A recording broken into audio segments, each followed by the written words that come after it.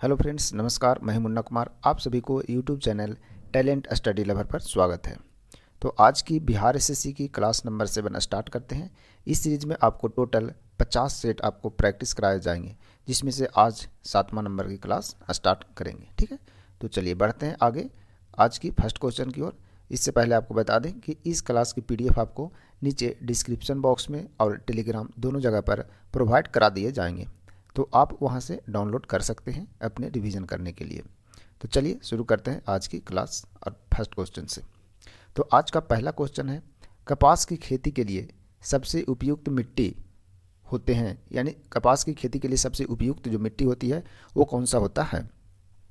तो इस क्वेश्चन का आपका राइट आंसर है ऑप्शन सी। सबसे उपयुक्त जो मिट्टी होती है वो होती है क्या, काली मिट्टी। काली मिट्टी को हम कपासी मिट्टी या रेगुर मिट्टी भी कहते हैं। यह मिट्टी का जो विस्तार है वो मुख्य रूप से महाराष्ट्र, गुजरात, मध्य प्रदेश, कर्नाटक एवं तमिलनाडु वाले क्षेत्र में पाए जाते हैं। ठीक है, आपको लाल मिट्टी है, इसमें तंबाकू की खेती बढ़िया होता है यानी अच्छा होता है, और लेटराइट मिट्टी होता है, इसमें चाय की खेती अच्छे होते हैं।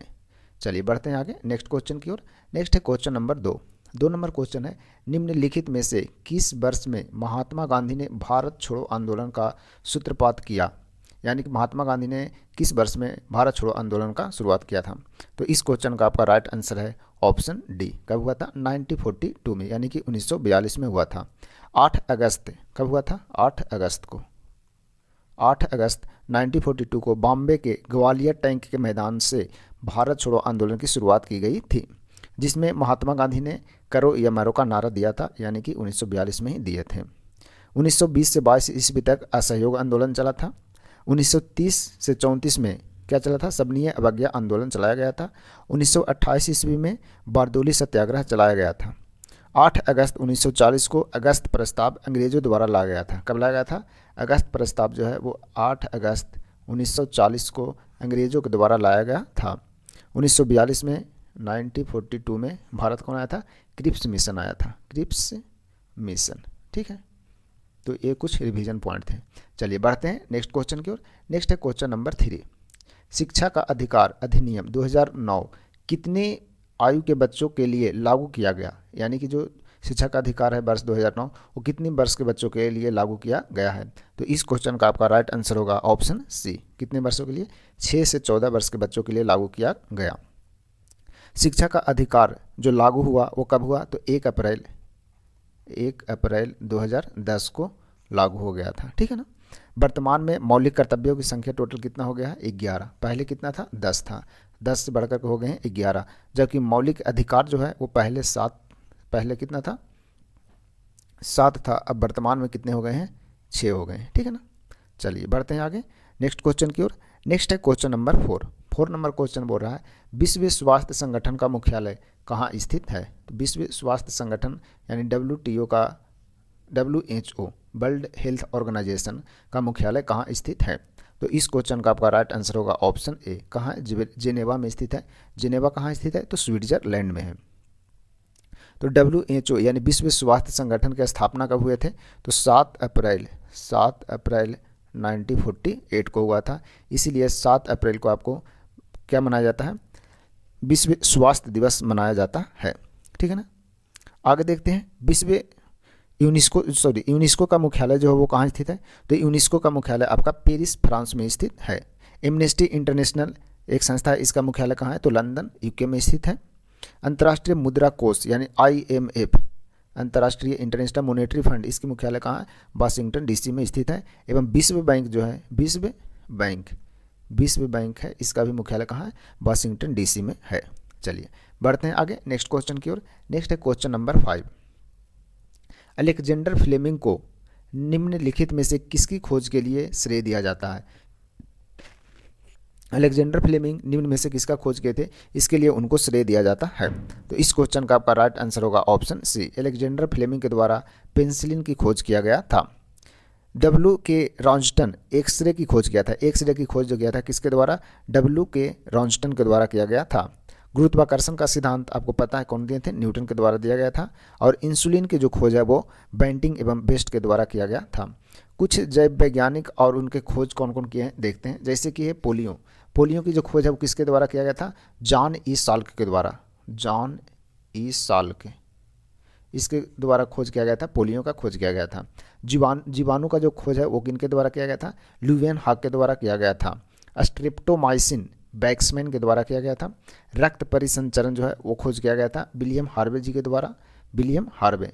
टीकाकरण है उनका खोज किया गया था एडवर्ड जेनर के द्वारा, ठीक है। और क्लोरोफार्म है उसका खोज किया गया था हैरिसन एवं सिम्पसन के द्वारा। तो ये कुछ पॉइंट है, ये सभी अपन रिवीजन करते चलेंगे, ठीक है। चलिए बढ़ते हैं आगे। नेक्स्ट है क्वेश्चन नंबर 6।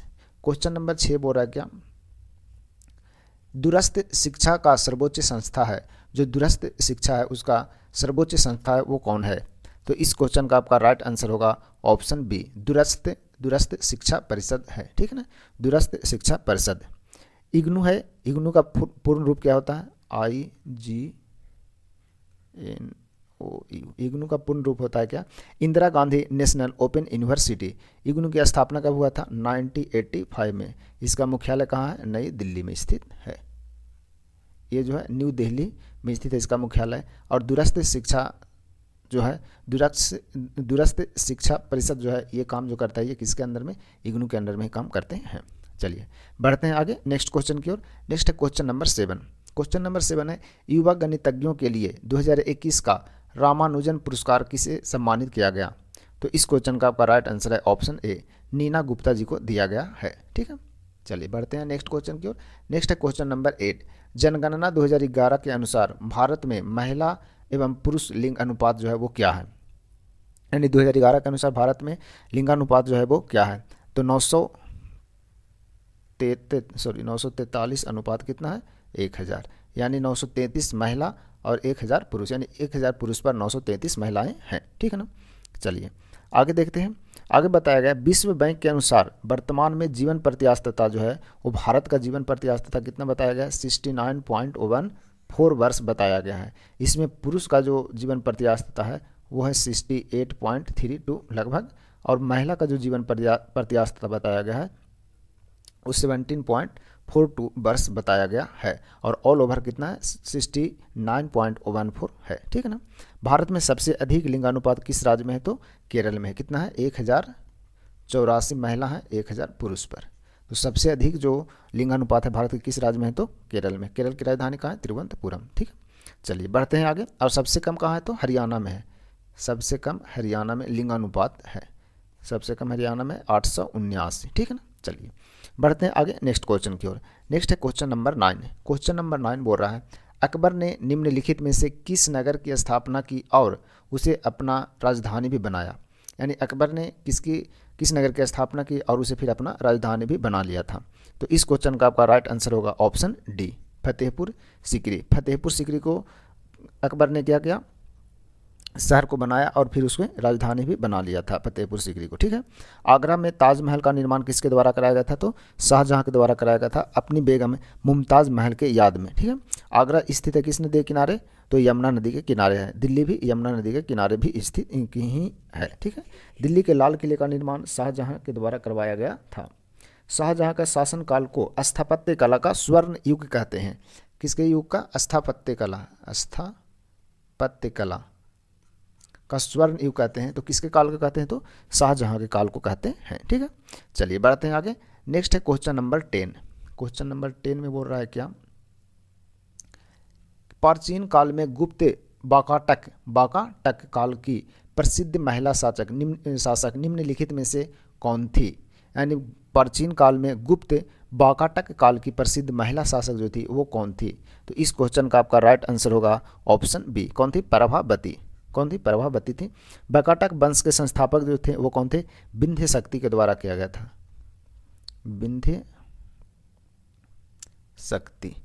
विंध्य शक्ति के द्वारा बाकाटक वंश की स्थापना किया गया था। चलिए बढ़ते हैं आगे। नेक्स्ट है क्वेश्चन नंबर 11। क्वेश्चन नंबर 11 है, अधिकार परीक्षा का अर्थ क्या है। जो अधिकार परीक्षा जो रीट जारी किया जाता है उसका अर्थ क्या है। तो इस क्वेश्चन का आपका राइट आंसर होगा ऑप्शन ए, किस अधिकार से। मतलब आप अधिकार परीक्षा का अर्थ है कि आप किस अधिकार से किसी चीज़ को आप जारी कर रहे हैं, यानी कोई काम कर रहे हैं तो आप किस अधिकार से कर रहे हैं, इसके बारे में है।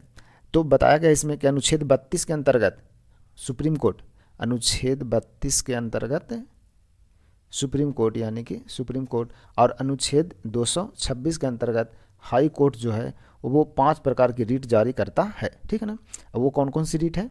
तो पहला है बंदी प्रत्यक्षीकरण, दूसरा है परमादेश, तीसरा है प्रतिषेध लेख, चौथा उत्प्रेषण, और पांचवा है अधिकार परीक्षा, ठीक है ना। तो ये टोटल 5 रीट जारी किए जाते हैं सुप्रीम कोर्ट और हाई कोर्ट के द्वारा, ठीक है। चलिए बढ़ते हैं आगे नेक्स्ट क्वेश्चन की ओर। नेक्स्ट है क्वेश्चन नंबर 12 नंबर क्वेश्चन है, एक्सरसाइज ड्यूटी लगाई जाती है, यानी एक्सरसाइज ड्यूटी जो है वो किस पर लगाया जाता है? तो इस क्वेश्चन का आपका राइट आंसर है ऑप्शन सी। किस पर लगाया जाता है? वस्तुओं के उत्पादन पर लगाया जाता है क्या? एक्सरसाइज ड्यूटी लगाया जाता है। एक्सरसाइज ड्यूटी जो है वो यह केंद्रीय और राज्य कर है, जो कि क्या है? अप्रत्यक्ष कर का उदाहरण है। ये जो एक्सरसाइज ड्यूटी है वो क्या है? अप्रत्यक्ष कर का उदाहरण है, ठीक है ना। चलिए बढ़ते हैं आगे। नेक्स्ट है क्वेश्चन नंबर 13 नंबर क्वेश्चन है, किस मामले में सर्वोच्च न्यायालय ने संविधान का आधारभूत ढांचा का सिद्धांत प्रतिपादित किया था? किस मामले में सर्वोच्च न्यायालय यानी कि सुप्रीम कोर्ट ने संविधान का आधारभूत ढांचा है उसका सिद्धांत का प्रतिपादन किया था? तो इस क्वेश्चन का आपका राइट आंसर है ऑप्शन सी, केशवानंद भारती मामला में, ठीक है ना। केशवानंद भारती मामला जो है वो कब आया था? 1973 में, यानी कि 1973 में सर्वोच्च न्यायालय ने यह निर्णय दिया कि अनुच्छेद 368 के आधार यानी 368 के आधार पर, ठीक है ना, 368 के आधार पर संविधान में किसी भी भाग में संशोधन कर सकता है, लेकिन मूल ढांचा में परिवर्तन नहीं कर सकता है, ठीक है ना। तो एक केशवानंद भारती केस जो कि 1973 में हुआ था, इसमें बताया गया था। चलिए बढ़ते हैं आगे। नेक्स्ट है क्वेश्चन नंबर 14। क्वेश्चन नंबर 14 बोल रहा है क्या? केंद्रीय बैंक का कार्य करती है, यानी केंद्रीय बैंक का कार्य जो है वो करती है, वो कौन करता है? तो निम्न में से कौन सा बैंक है जो इंडिया का केंद्रीय बैंक यानी सेंट्रल बैंक का काम करता है? तो इस क्वेश्चन का आपका राइट आंसर होगा ऑप्शन डी। कौन करता है? आरबीआई यानी कि रिजर्व बैंक ऑफ इंडिया करता है। आरबीआई की स्थापना कब हुआ था? तो 1 अप्रैल 1935 यानी 1935 को हुआ था। वर्तमान में इनके गवर्नर कौन है? तो शक्तिकांत दास जी हैं वर्तमान में इनके गवर्नर हैं, ठीक है। चलिए बढ़ते हैं आगे। नेक्स्ट है क्वेश्चन नंबर 15। बिहार का प्रसिद्ध पर्व है, तो बिहार का प्रसिद्ध पर्व कौन सी है? छठ पूजा है। बिहार का प्रसिद्ध क्या है? छठ पूजा है। दुर्गा पूजा असम में मतलब कि प्रसिद्ध है। गणपति महोत्सव जो है वो महाराष्ट्र में प्रसिद्ध है। बैसाखी पूर्णिमा सिखों का मुख्य त्यौहार है, ठीक है। चलिए बढ़ते हैं आगे। नेक्स्ट है क्वेश्चन नंबर 16 नंबर क्वेश्चन बोल रहा है क्या? एक मिनट, हाँ 16 नंबर क्वेश्चन है, भारतीय अर्थव्यवस्था है, यानी भारत की जो अर्थव्यवस्था है वो कैसी है? तो भारतीय अर्थव्यवस्था कैसी है? तो इस क्वेश्चन का राइट आंसर होगा आपका ऑप्शन ए। भारतीय अर्थव्यवस्था मिश्रित अर्थव्यवस्था है। मिश्रित अर्थव्यवस्था का उदाहरण होता है जिसमें सार्वजनिक एवं निजी दोनों का सह अस्तित्व, यानी दोनों को सह अस्तित्व होता है, उसे हम क्या कहते हैं? मिश्रित अर्थव्यवस्था कहते हैं।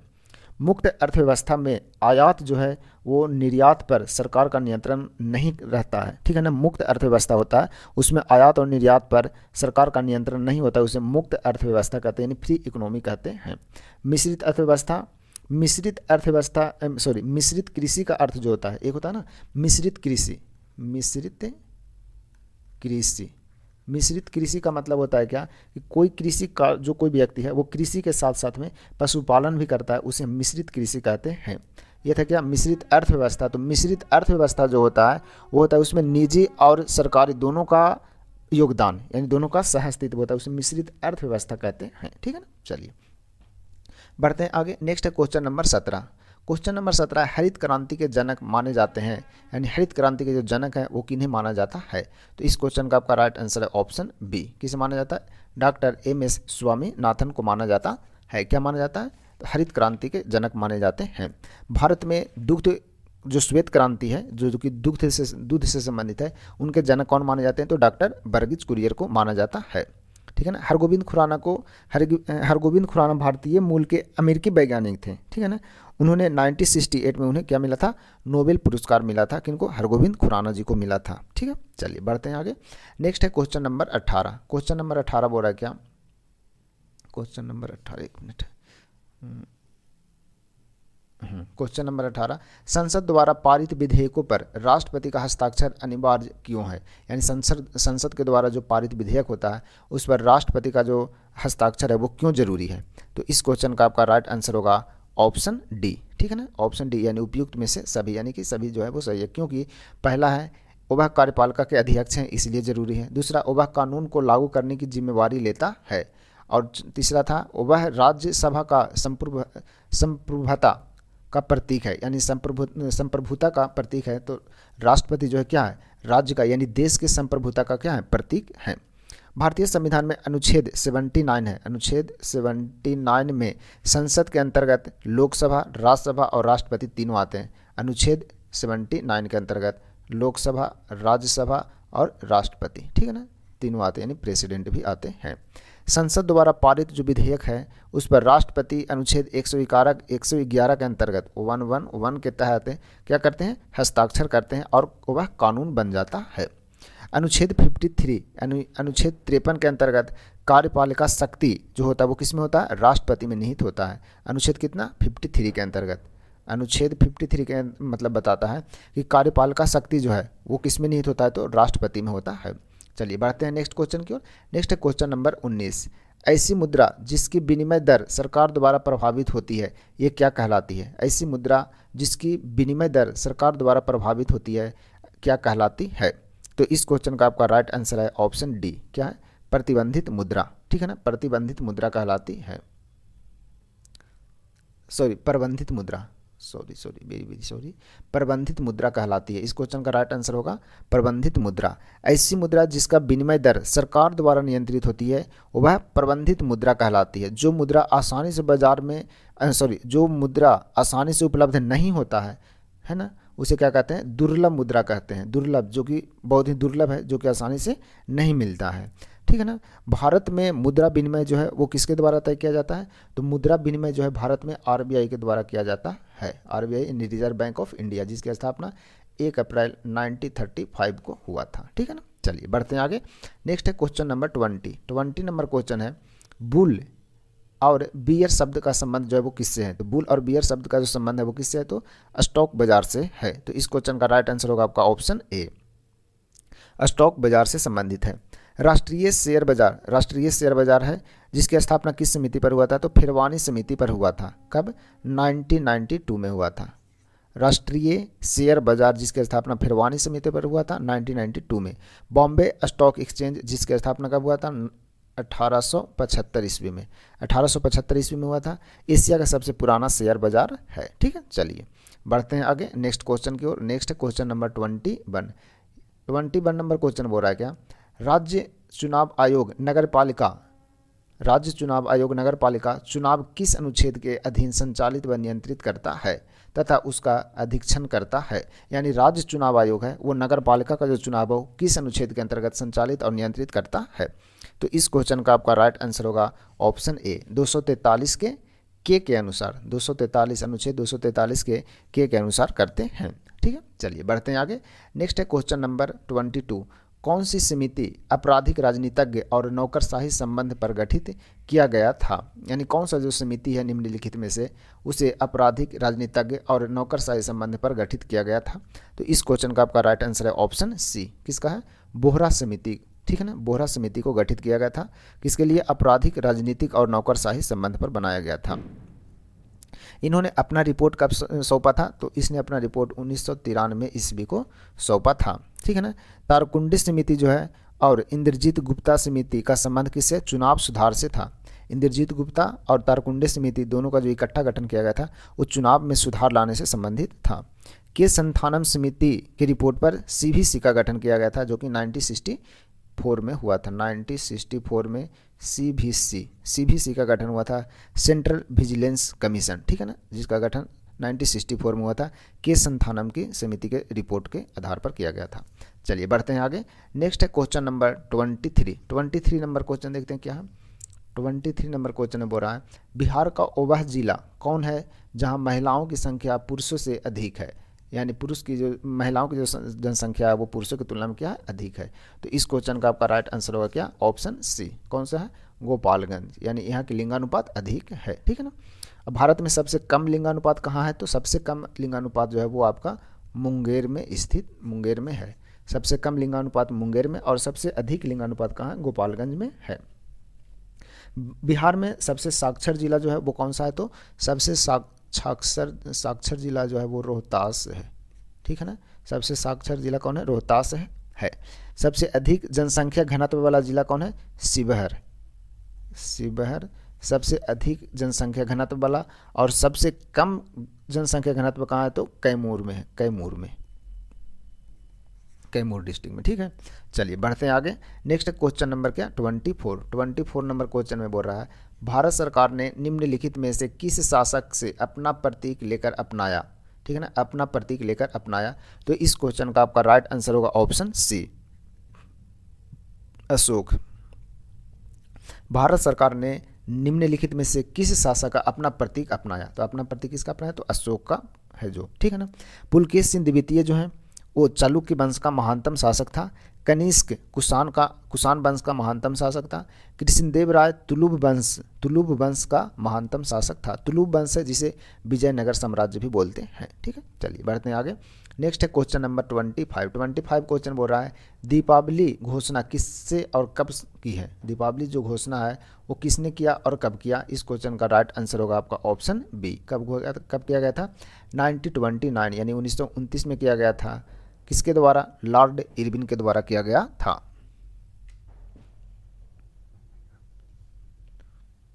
चलिए बढ़ते हैं आगे। नेक्स्ट है क्वेश्चन नंबर 26, प्राचीन पुस्तक इंडिका किसने लिखी? इंडिका के लेखक कौन है? तो इस क्वेश्चन का आपका राइट आंसर होगा ऑप्शन डी, मेगास्थनीज। मेगास्थनीज के द्वारा क्या लिखा गया था? इंडिका लिखा गया है। ठीक है ना, चलिए बढ़ते हैं आगे।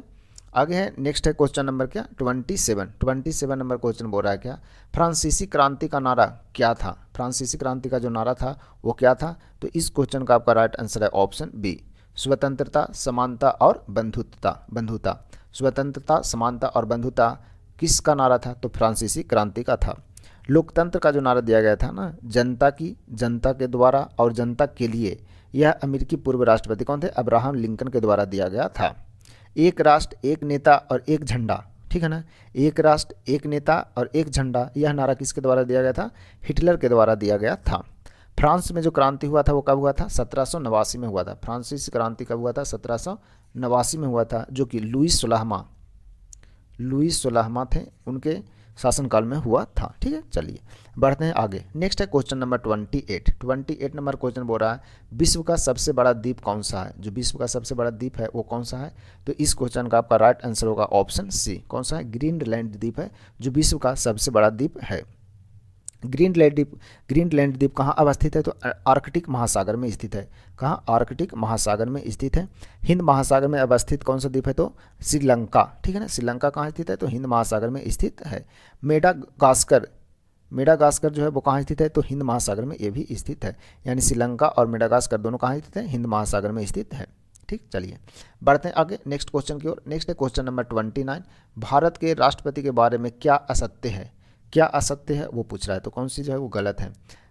पहले देखते हैं। पहला ऑप्शन है न्यूनतम आयु 35 वर्ष, यानी कि राष्ट्रपति बनने के लिए न्यूनतम आयु 35 वर्ष होना चाहिए, ये आपका सही है। कार्यकाल 8 वर्ष है, तो क्या राष्ट्रपति का कार्यकाल 8 वर्ष होता है? नहीं, राष्ट्रपति का कार्यकाल जो होता है वो कितना होता है? 5 वर्ष होता है, यानी ऑप्शन बी इसका क्या है? गलत है। त्यागपत्र उपराष्ट्रपति को देता है, जी हाँ बिल्कुल देते हैं। महाभियोग से हटाया जा सकते हैं, बिल्कुल हटाए जा सकते हैं। तो राष्ट्रपति जो है महाभियोग के द्वारा ही हटाए जाते हैं। तो कार्यकाल जो होता है इनका कितने होता है? 5 वर्ष का होता है। अनुच्छेद 56 के अनुसार कार्यकाल जो होता है वो राष्ट्रपति का कितना होता है? 5 वर्ष का होता है। अनुच्छेद 56 के अनुसार इनका कार्यकाल 5 वर्ष का होता है। तो राष्ट्रपति की योग्यताएं जो है वो निर्धारित किया गया है, वो देखते हैं क्या क्या है। तो सबसे पहला तो है कि वह भारत का नागरिक हो। दूसरा, 35 वर्ष की आयु पूरा कर चुका हो वो व्यक्ति जो राष्ट्रपति के चुनाव लड़ना चाहता है। लोकसभा, तीसरा है लोकसभा का सदस्य निर्वाचित किए जाने की योग्यता हो। ठीक है, आगे है चौथा, चुनाव के समय में किसी भी लाभ के पद पर नहीं हो, कोई भी लाभ का पद उस टाइम नहीं हो जिस टाइम वो चुनाव लड़ रहे हैं। ठीक है, अनुच्छेद 52 के अनुसार भारत का एक राष्ट्रपति होगा। किस अनुच्छेद के तहत? अनुच्छेद 52 के तहत बताया गया कि भारत का एक राष्ट्रपति होगा। ठीक, चलिए बढ़ते हैं आगे।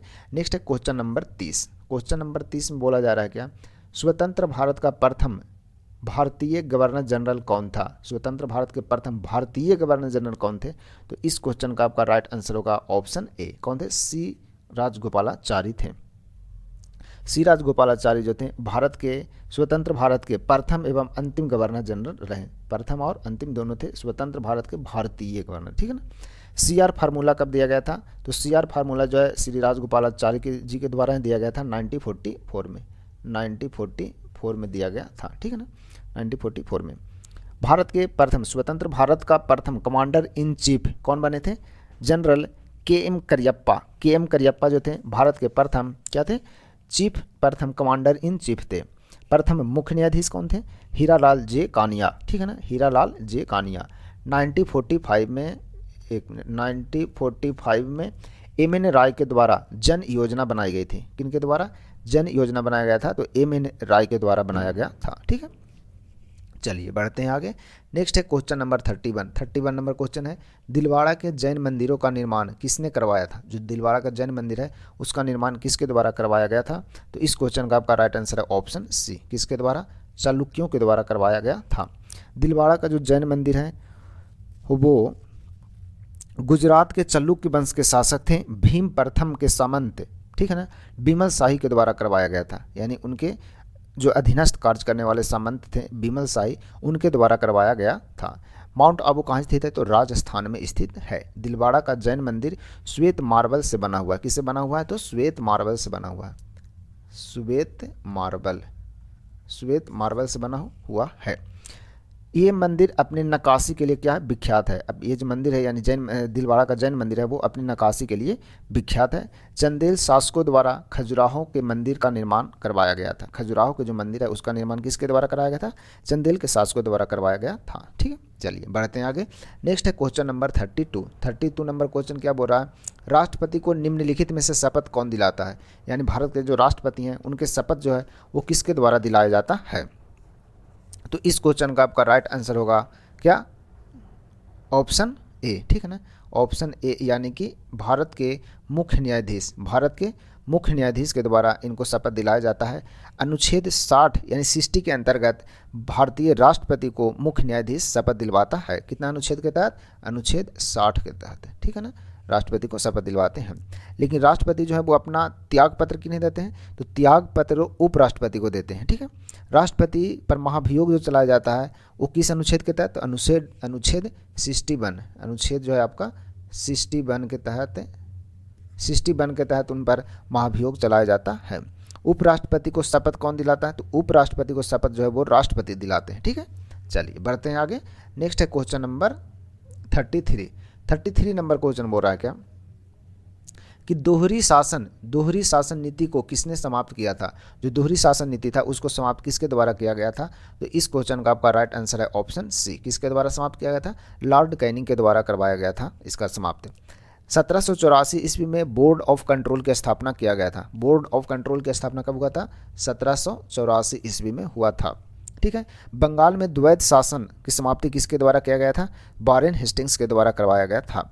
राज्य में द्वैध शासन की समाप्ति 1935 में, यानी अपने देश में द्वैध शासन की जो समाप्ति है वो 1935 में भारत शासन एक्ट के द्वारा करवाया गया था, ठीक है ना, हुआ था, ठीक। चलिए बढ़ते हैं आगे। नेक्स्ट है क्वेश्चन नंबर 34 नंबर क्वेश्चन बोल रहा है, हरियाणा सरकार 1857 के विद्रोह के शहीदों को सम्मानित करने के लिए निम्नलिखित में से किस स्थान पर 300 करोड़ का स्मारक संग्रहालय बना रही है? यानी कि बोल रहा है हरियाणा सरकार के द्वारा 1857 के विद्रोह के शहीदों को सम्मानित करने के लिए किस स्थान पर 300 करोड़ का स्मारक संग्रहालय बना रही है? तो इस क्वेश्चन का आपका राइट आंसर होगा ऑप्शन बी। कहाँ बना रहा है? तो अम्बाला में, ठीक है ना, कहाँ बना रहे हैं? अम्बाला में बना रहे हैं, ठीक है ना। हरियाणा की राजधानी कहाँ है? तो चंडीगढ़ है। यहाँ के मुख्यमंत्री अभी वर्तमान में कौन है? मनोहर लाल खट्टर। और गवर्नर कौन है? तो बंडारू दत्तात्रेय है, ठीक है ना, हरियाणा के। चलिए बढ़ते हैं आगे। नेक्स्ट है क्वेश्चन नंबर 35 नंबर क्वेश्चन देखते हैं क्या बोल रहा है। 35 नंबर क्वेश्चन बोल रहा है आपका, पेरियार परियोजना किस राज्य में स्थित है? पेरियार परियोजना जो है वो किस राज्य में स्थित है? तो इस क्वेश्चन का आपका राइट आंसर होगा क्या? ऑप्शन डी, केरल में स्थित है। पेरियार परियोजना पेरियार नदी पर कहाँ स्थित है? केरल में स्थित है। मेटूर प्रोजेक्ट कहाँ स्थित है? मेटूर जो है वो कर्नाटक में कृष्णा नदी पर स्थित है। सरदार सरोवर बांध गुजरात में नर्मदा नदी पर स्थित है। पेंच अभयारण्य कहाँ स्थित है? महाराष्ट्र में स्थित है। पेंच कहाँ है? पेंच जो है आपका महाराष्ट्र में स्थित है। कुछ बांध परियोजना है और किस राज्य में स्थित है देखते हैं, जैसे बगलिहार परियोजना, दुलहस्ती परियोजना, सलाल परियोजना, तुलबुल परियोजना, उड़ी बांध परियोजना, ये संबंध सभी कहाँ है? तो जम्मू कश्मीर में है सभी के सभी, ठीक है ना। बगलिहार, दुल्हस्ती, सलाल, तुलबुल और उड़ी परियोजना सभी कहाँ स्थित है? जम्मू कश्मीर में। भाखड़ा नांगल परियोजना, नाथपा झाकड़ी परियोजना, पार्वती बांध परियोजना, ये सभी कहाँ है? हिमाचल प्रदेश में स्थित है। टिहरी एवं टनकपुर बांध परियोजना कहाँ स्थित है? उत्तराखंड में स्थित है, ठीक है। थीन बांध परियोजना कहाँ है? पंजाब में। जोग या महात्मा गांधी जो परियोजना है वो कहाँ स्थित है? कर्नाटक में। शिव समुद्रम या घाट प्रभा या तथा माल प्रभा परियोजना है, ये सभी के सभी कर्नाटक में स्थित है। कर्नाटक में कौन कौन है? तो जोग, जिसे महात्मा गांधी परियोजना भी बोलते हैं, शिव समुद्रम परियोजना हो गया, घाट प्रभा परियोजना तथा माल प्रभा बांध परियोजना, ये सभी कर्नाटक में स्थित है, ठीक है। चलिए बढ़ते हैं आगे नेक्स्ट क्वेश्चन की ओर। नेक्स्ट है आपका क्वेश्चन नंबर 36 नंबर क्वेश्चन बोल रहा है क्या? बटरफ्लाई संबंधित है, यानी बटरफ्लाई जो शब्द है वो किससे संबंधित है? तो इस क्वेश्चन का आपका राइट आंसर होगा ऑप्शन सी, यानी बटरफ्लाई का संबंध किससे है? तैराकी से संबंधित है, ठीक है ना। तैराकी से संबंधित है। तैराकी से संबंधित कुछ शब्दावली है, जैसे फ्रंट कॉल, ब्रस्ट स्ट्रोक, ये सभी जो है वो किससे संबंधित है? Burst stroke, front call, crawl, ठीक है ना, ये सभी संबंधित है बटरफ्लाई से। क्रिकेट से संबंधित कुछ शब्दावली है, जैसे China man, popping crease, hook shot लगता है ना, ये सभी किससे संबंधित है? क्रिकेट से संबंधित है, ठीक है ना। वर्तमान में माइकल फेल्प्स जो है वो सबसे बड़ा तैराक माना जाता है, जो कहाँ के? अमेरिका के हैं, ठीक है ना। माइकल फेल्प्स जो कि तैराकी से संबंधित हैं, अभी वर्तमान में सबसे बेस्ट प्लेयर है तैराकी के। चलिए बढ़ते हैं आगे। नेक्स्ट है क्वेश्चन नंबर 37 नंबर क्वेश्चन क्या बोल रहा है? 8 अक्टूबर को प्रतिवर्ष मनाया जाता है, यानी 8 अक्टूबर को प्रतिवर्ष क्या मनाया जाता है? तो इस क्वेश्चन का आपका राइट आंसर है ऑप्शन ए, भारतीय वायुसेना दिवस, यानी इंडियन एयरफोर्स डे मनाया जाता है। कब? 8 अक्टूबर को मनाया जाता है वायुसेना दिवस, ठीक है ना। 4 दिसंबर को क्या मनाया जाता है? नौसेना दिवस 4 दिसंबर को मनाया जाता है, यानी कि नेवी डे। 15 जनवरी को मनाया जाता है थल सेना दिवस, यानी आर्मी डे 15 जनवरी को। और 23 दिसंबर को मनाया जाता है किसान दिवस, ठीक है, 23 दिसंबर किसान दिवस। चलिए बढ़ते हैं आगे। नेक्स्ट है क्वेश्चन नंबर 38 नंबर क्वेश्चन बोल रहा है शिवाजी सर्वाधिक किससे प्रभावित थे? शिवाजी जो थे वो सबसे अधिक किससे प्रभावित थे? तो इस क्वेश्चन का आपका राइट आंसर है ऑप्शन सी, किससे थे? जीजाबाई, यानी जो उनकी माता थी, यानी अपनी माता से खुद सबसे ज़्यादा प्रभावित थी। मीराबाई मेड़ता की राजकुमारी थी, कहाँ की थी? मेड़ता के। मीराबाई जो थी वो कहाँ की? मेड़ता की राजकुमारी थी। हजरत महल जो थी लखनऊ का नेतृत्व, लखनऊ में जो 1857 की क्रांति हुआ था, ठीक है ना, वहाँ की क्या की थी? वहाँ की नेतृत्व किया था कब? लखनऊ में 1857 की क्रांति का जो नेतृत्व किया गया था वो हजरत महल के द्वारा ही किया गया था, ठीक है ना। चांद बीबी अकबर से संघर्ष करती हुई मारी गई थी, यानी अकबर से लड़ाई के दौरान वो मारी गई थी। शिवाजी के 8 मंत्रियों के परिषद को क्या कहते थे? अष्टप्रधान कहते थे, ठीक है ना, जिसमें सबसे महत्वपूर्ण जो था वो कौन था? पेशवा था, सबसे महत्वपूर्ण पेशवा था, ठीक है। चलिए बढ़ते हैं आगे नेक्स्ट क्वेश्चन की ओर। नेक्स्ट है क्वेश्चन नंबर 39 नंबर क्वेश्चन आपका बोल रहा है क्या कि पूरा पाषाण काल में आदि मानव के मनोरंजन के साधन जो थे वो क्या थे? यानी पूरा पाषाण काल में मनोरंजन, जो आदि मानव जो थे उनके मनोरंजन का साधन क्या था? तो इस क्वेश्चन का आपका राइट आंसर होगा ऑप्शन ए, क्या था? शिकार करना उनका क्या था? मनोरंजन था। आग का जो आविष्कार हुआ था वो कब हुआ था? पूरा पाषाण काल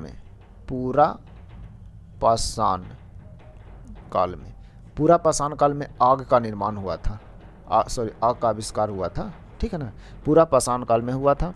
और पहिए का निर्माण जो हुआ था, पहिए का जो निर्माण हुआ था वो हुआ था नव पाषाण काल में, ठीक है ना, नव पाषाण काल में। मनुष्य ने सर्वप्रथम तांबा धातु का प्रयोग किया था और उसके द्वारा जो बनाए जाने वाला औजार था उसे क्या कहते थे? हस्तकुठार कहते थे। क्या कहते थे? हस्तकुठार, ठीक है ना, हस्तकुठार कहते थे, हस्तकुठार, ठीक है। चलिए बढ़ते हैं आगे।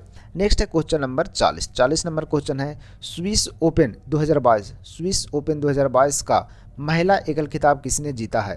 यानी स्विस ओपन जो 2022 का हुआ, महिला एकल खिताब किसके द्वारा जीता गया? तो इस क्वेश्चन का राइट आंसर है ऑप्शन ए, किसके द्वारा?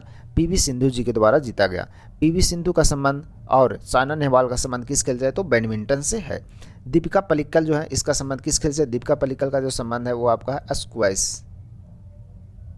स्क्वैश, ठीक है ना, स्क्वैश से संबंधित है।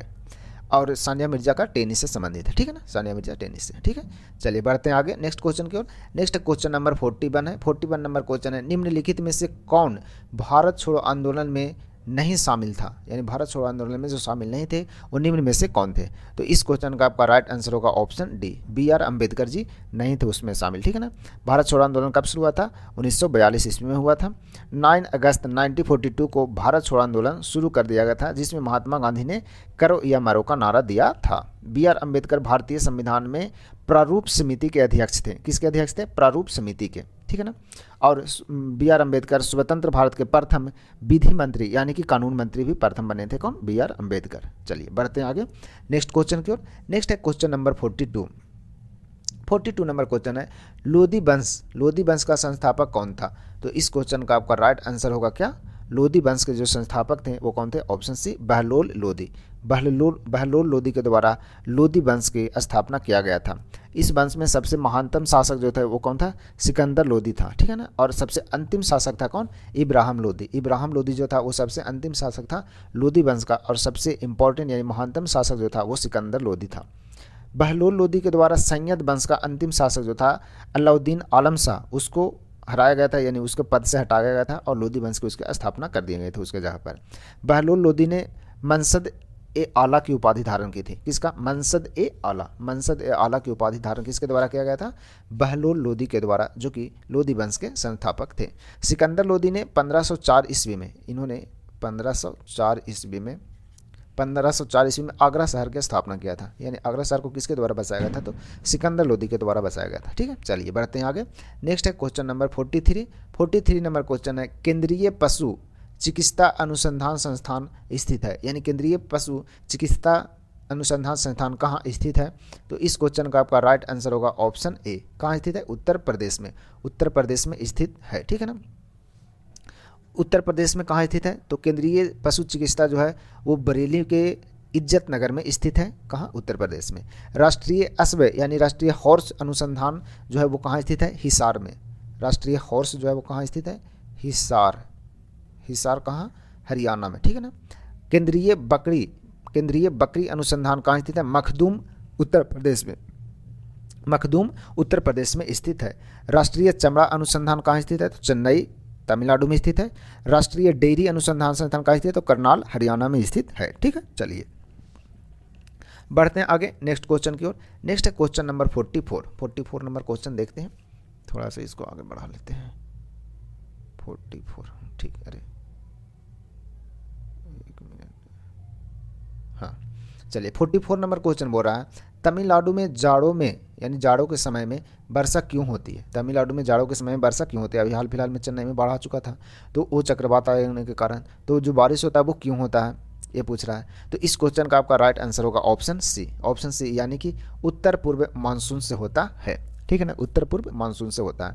भारत में 80% जो वर्षा होता है वो दक्षिण पश्चिम मानसून से होता है, किससे होता है, दक्षिण पश्चिम मानसून से होता है, दक्षिण पश्चिम सबसे ज़्यादा, यानी कि 80% बारिश होता है इससे, ठीक है ना, दक्षिण पश्चिम मानसून से। लेकिन चेन्नई में जो लौटते मानसून में होता है बारिश उसे उत्तर पूर्व मानसून बोलते हैं, ठीक है ना।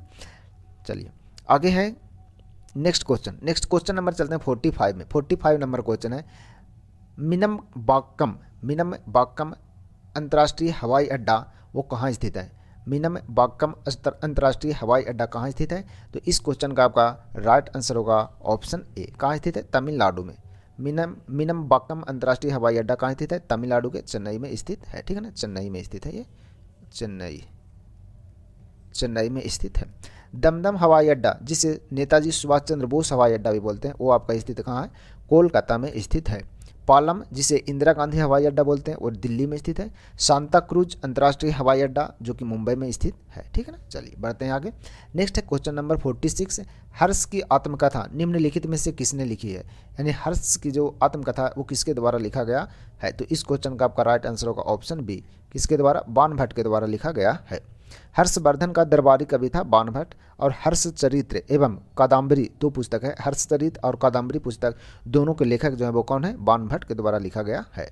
सहनामा पुस्तक जो है क्या है, सहनामा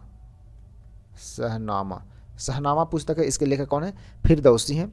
पंच सिद्धांतिका पुस्तक है, इसके लेखक बारह मिहिर हैं जो कि गुप्त काल के खगोल शास्त्री थे। इनके द्वारा बृहत संहिता और पंच सिद्धांतिका पुस्तक लिखा गया था, ठीक है ना। चलिए बढ़ते हैं आगे। नेक्स्ट है क्वेश्चन नंबर 47 नंबर क्वेश्चन बोल रहा है क्या, ग्लोबल हंगर इंडेक्स यानी GHI ग्लोबल हंगर इंडेक्स 2021 में भारत का कौन सा स्थान रहा, ठीक है ना।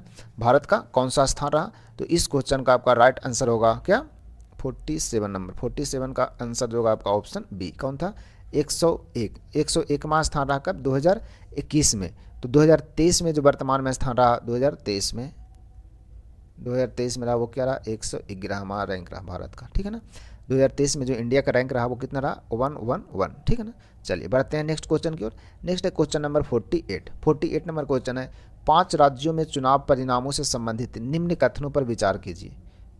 5 राज्यों में चुनाव परिणामों से संबंधित निम्न कथनों पर विचार कीजिए, जिसमें पहला लिखा है इन 5 राज्यों में गोवा, मणिपुर, पंजाब, उत्तराखंड और उत्तर प्रदेश शामिल है।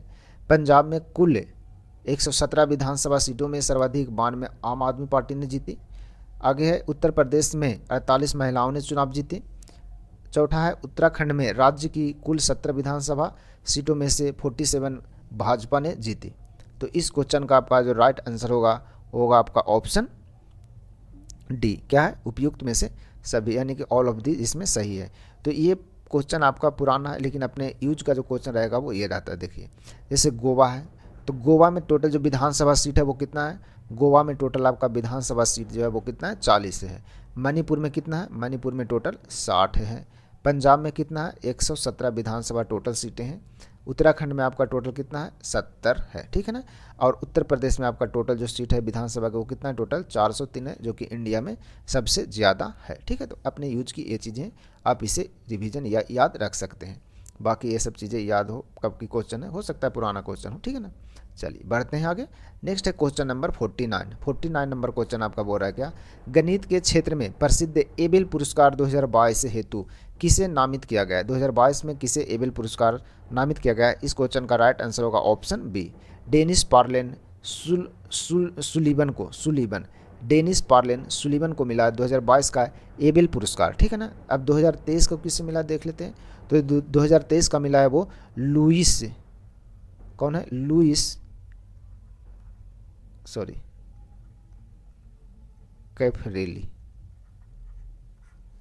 कैफरेली को मिला है, लुइस कैफरेली, ठीक है ना। लुइस कैफरेली को मिला है क्या 2023 का एबेल पुरस्कार मिला है लुइस कैफरेली को, ठीक है ना। चलिए बढ़ते हैं आगे नेक्स्ट क्वेश्चन की ओर। नेक्स्ट है क्वेश्चन नंबर 50। क्वेश्चन नंबर 50 है, अर्जेंटीना ने किस देश को हराकर जूनियर हॉकी विश्व कप 2021 जीता। यानी अर्जेंटीना ने किस देश को हराकर जूनियर हॉकी विश्व कप 2021 जीता। तो इस क्वेश्चन का आपका राइट आंसर होगा ऑप्शन ए, किसे हराकर जीता है, तो जर्मनी को हराकर जीता है। जर्मनी की राजधानी कहाँ है, तो बर्लिन। जापान की राजधानी कहाँ है, टोक्यो। इटली की राजधानी कहाँ है, रोम, ठीक है ना। भारत की राजधानी तो पता नई दिल्ली, ठीक है ना। चलिए तो ये था आज का क्वेश्चन नंबर 50 और आज की क्लास का ये लास्ट क्वेश्चन यानी कि 50वां नंबर क्वेश्चन था। तो यदि वीडियो अच्छा लगता है तो लाइक शेयर और सब्सक्राइब चैनल को जरूर करें। अपना चैनल यूट्यूब चैनल है जो कि टैलेंट स्टडी लव है, ठीक है ना। और इस वीडियो का आपका जो क्लास का PDF है वो आपको डिस्क्रिप्शन बॉक्स में और डिस्क्रिप्शन बॉक्स के साथ में टेलीग्राम पर भी डाल दिया जाएगा, तो आप इसे रिवीजन के लिए डाउनलोड कर सकते हैं। इस सीरीज़ में आपको टोटल 50 सेट बनाए जाएंगे यानी लगाए जाएंगे। इसमें सभी आपको पर डे क्लास अवेलेबल कराया जाएगा टैलेंट स्टडी लवर पर। तो आप वीडियो को पूरा देखें और लाइक शेयर एंड सब्सक्राइब जरूर करें अपना चैनल को, और वीडियो जितना ज़्यादा से ज़्यादा हो शेयर करें। तो मिलते हैं कल फिर से नए क्लास में, तब तक के लिए आप सभी को धन्यवाद।